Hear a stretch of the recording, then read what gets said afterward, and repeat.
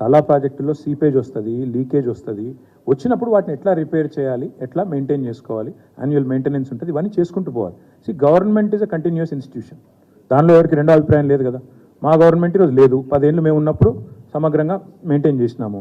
తర్వాత ఎలక్షన్ పీరియడ్లో మేము ఆనాడు ఎలక్షన్ కమిషన్ ఆధీనంలో అన్ని వ్యవస్థలు ఉన్నప్పుడు ప్రమాదం జరిగింది. జరిగిన తర్వాత కొత్త గవర్నమెంట్ వచ్చింది. కొత్త గవర్నమెంట్ ఏం బాధ్యత తీసుకోవాలి? వెంటనే రిపేర్ చేయాలి, వెంటనే ఆలోచన చేయాలి, ఒకవైపు ఎంక్వైరీ జరిపించాలి, ముందుకు పోవాలి. ఇప్పుడు మేము ప్రభుత్వంలో ఉన్ననాడు ఒక పంప్ హౌస్లోకి నీళ్ళు వచ్చి మునిగింది. దాన్ని మళ్ళీ రిపేర్ చేసి పునరుద్ధరించి మళ్ళీ నడిపినాం కదా. శ్రీశైలం వాళ్ళు కట్టిన శ్రీశైలంలోని జెన్కో ప్రాజెక్టులో కూడా నీళ్ళు వచ్చినాయి కదా.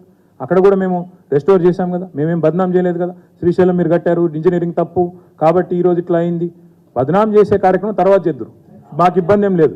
కానీ ఈరోజు నేను అనేది ఏమంటే, మీరు మొదలు చేయవలసిన పని చేయండి ప్రభుత్వంగా. ఇక సరిపోయినాయి పవర్ పాయింట్లు, మీ బిల్డప్లు, మీ శ్వేతపత్రాలు సరిపోయినాయి.